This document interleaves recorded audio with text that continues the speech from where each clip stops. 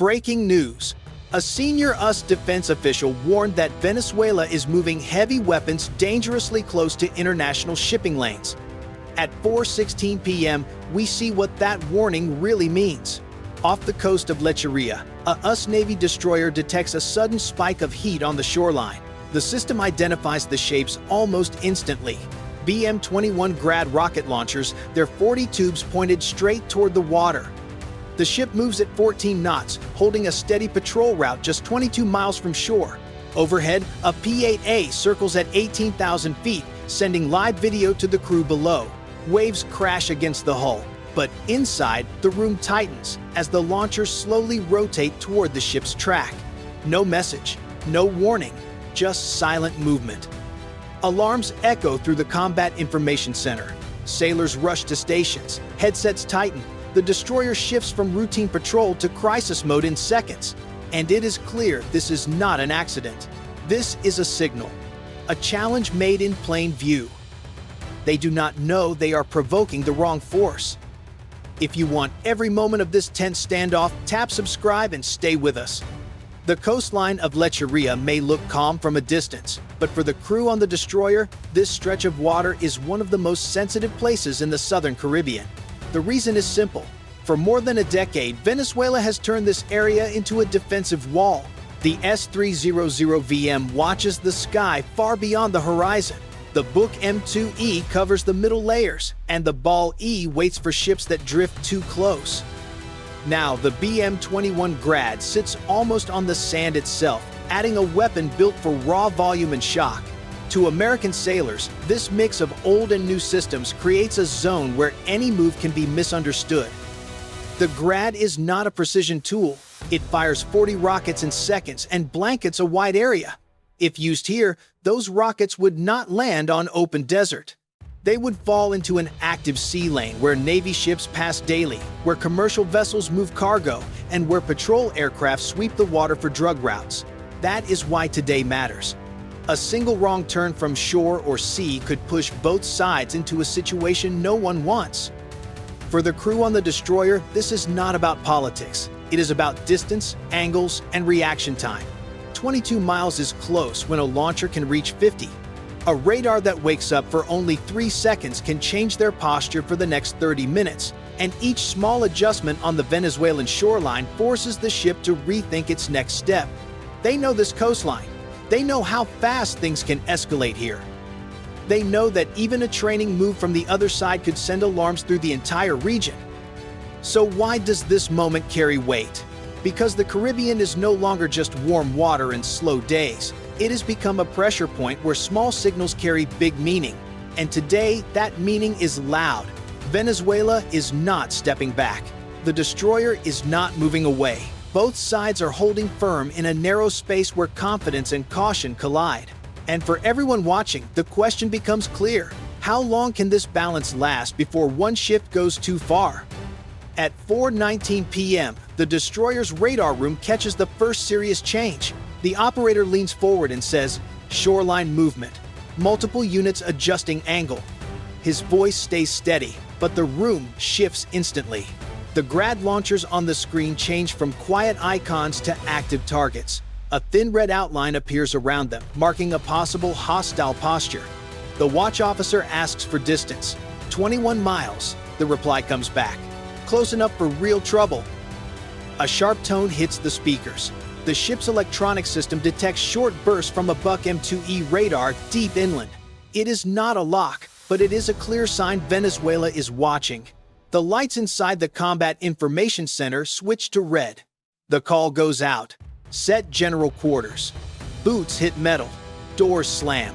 Everyone knows the drill, but today feels different. Today, everything feels close. Above them, the P-8A shifts its pattern. Vulture 1 adjusting track. The camera focuses on the coastline. As the image sharpens, the rows of Grad tubes point straight toward the water. No heat signatures yet, but no sign of lowering either. The captain enters the room. Report. Grad launchers in firing posture. Air defense radar warming. No communication. A petty officer whispers, "Those rockets reach us." Nobody corrects him because he's right. The captain orders countermeasures prepared. Do not escalate. The crew knows what that means. They must be ready without making the first mistake.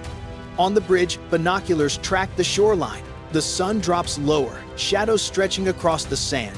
The launchers do not move, but they do not back off. The destroyer sends a drone toward the coastline for a closer look. Halfway in, it hits sudden interference. Signal disruption, the operator says. Could be intentional. The uncertainty hangs over the room. Every eye turns to the main screen. Every second slows down. The captain gives a final instruction. If they raise elevation again, notify me instantly. The tubes stay where they are, still and silent, but the pressure is rising. Nothing is fired, but everything feels one step away from breaking open. For the sailors on board, this is the thin line too close for comfort, too tense to ignore. One wrong read from either side could set off a chain none of them want. If you were in that room right now, would you hold your position or pull back? Press 1 or 9 to tell us before the situation escalates even more. At 4:27 p.m., the situation tightens again. A Bali coastal radar switches on for only a few seconds, hits the destroyer's position, then shuts down. It is a short burst, but the system marks it as targeting prep, and every sailor in the Combat Information Center feels the shift. The captain orders a soft turn to starboard. It is a small move on the map, but in a close-range standoff, even a small course change can throw off an enemy firing angle and buy a little more reaction time. Inside the ship, the noise drops to almost nothing. Only the hum of electronics and the steady beat of the engines fill the room. People speak only when they must. This kind of silence is common when both sides are waiting for the next move. Onshore, the Grad launchers adjust again. The barrels rise a little, angle forward, and hold a posture that lines up with the destroyer's current position. The P-8A pilot calls in, saying the S-300 antenna sweep has increased and the aircraft is inside the new scan. It is not a direct threat, but it shows that Venezuela is fully alert and watching every change from the sea. A technician notices his console flicker. A single indicator shifts from green to amber. He reports a possible warm-up from one battery. No one knows if it is a reflection, a false signal, or the start of a real ignition cycle, but the ship has to treat it like it matters. The destroyer adjusts speed slightly, not enough to look aggressive, but enough to complicate calculations from the shore and to maintain a stable defensive posture. Some sailors stare at the main screen without blinking. One cracks his knuckles, another mutters, "Not now." They all know how quickly a small misread can escalate. The lookout calls from the bridge, reporting that the launchers have moved again. The Grad barrels rise by only a few degrees, but it is enough to send a wave of tension across the room. The new angle matches the ship's distance almost perfectly. There is still no smoke, no ignition, but the posture is clear and no one can ignore it. The captain steps toward the display and gives the order to hold position and track everything. He reminds the crew that no one is to escalate first. The sea looks peaceful from the deck, but nothing feels calm inside the ship. Both sides are locked in a moment where a single wrong read could push them past the point of control. If you were the one making the call right now, would you stay in place or move out of range? Press 1 or 9 and tell us what you think as this standoff continues. At 4:33 p.m., something unexpected changes the entire picture. The small drone launched from the destroyer moves closer to the coastline, sending steady video of the Grad launchers. Then, without warning, one of the images shifts. The heat pattern from a single launcher bends in a strange way, as if a warm air pocket is forming around it. The operator tightens his grip on the controls. "Sir, this might be the start of a warm-up cycle," he says. For a moment, the room freezes. The captain steps forward, but before he can respond, the operator adds, "Hold on, the pattern is unstable. It could be a reflection." The drone camera shows the sun hitting a curved metal roof behind the launchers. The light bounces straight into the sensor, causing a distortion that looks almost identical to the beginning of a rocket ignition. The system flags it for 2 seconds before clearing the alert. But 2 seconds is long enough to create a wave of tension inside the ship. No one on the Venezuelan side knows the drone misread the image. From their view, the destroyer's small speed changes and the drone's retreat could look like preparation for missile release. The crews on shore hold their positions, unaware of how close both sides are drifting toward a misunderstanding neither can control. Inside the destroyer, the captain makes a quiet call to verify every sensor feed. The crew works fast, trying to confirm what is real and what is just glare on a camera lens. The pressure grows heavier with each second.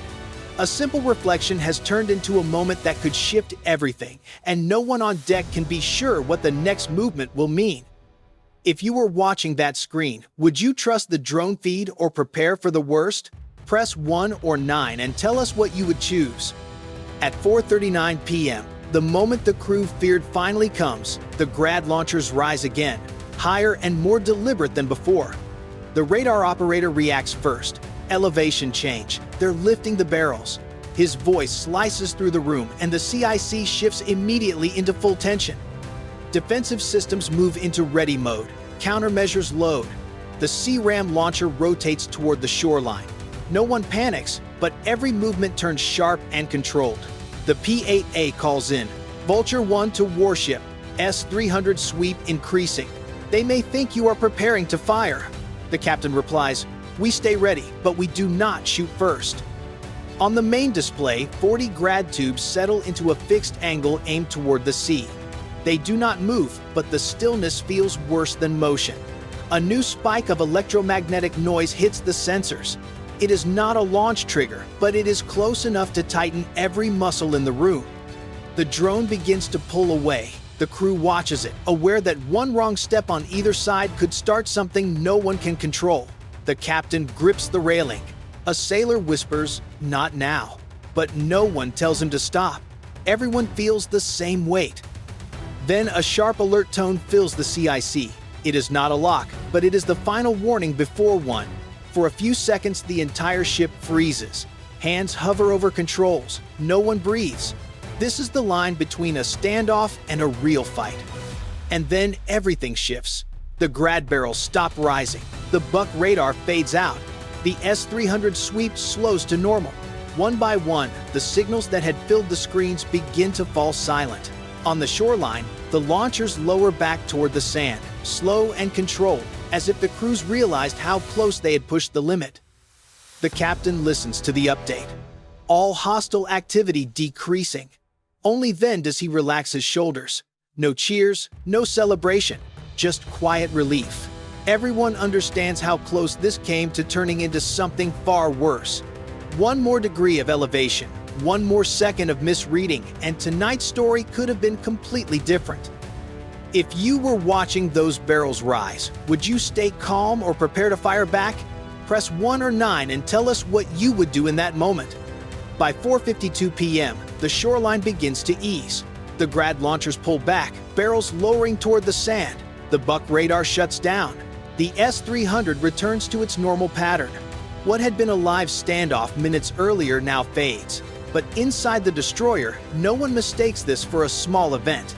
They log it as an unsafe posture shift, the kind that can push two countries toward a mistake neither wants. For the sailors, the danger feels real. 40 rockets were pointed toward them, and one wrong read could have changed everything. The crew sits quietly for a moment, letting the adrenaline fade. They know how rare it is for a moment this tense to calm without a shot. Today shows something larger about Venezuela's strategy. They are not depending only on systems like the S-300VM or Buck M2E. They mix them with older tools like the Grad, creating a blend that forces the US Navy to treat every movement on the beach as possible intent. A launcher that costs a fraction of a missile system can still push a billion-dollar warship into full alert. That imbalance is something commanders pay close attention to. Regional planners will now review every second of this encounter. Patrol routes may shift, reaction times may change. Lecheria will likely be marked as a trigger zone, an area where small actions can quickly become major warnings. After today, no one will assume a Grad launcher is just ground artillery. It is a signal, a pressure point, and a tool that can pull both sides into a tighter corner. The larger question now is simple: what happens next? Intelligence reports show more movements along the coast and no progress in talks between Washington and Caracas. Today ended without a launch, but the next encounter may not offer the same margin. Close distances leave almost no room for hesitation. The Caribbean still looks calm on the surface, but the tension underneath is clear. If you think this standoff is only beginning, press 1 or 9 and tell us what you expect to see in the next chapter.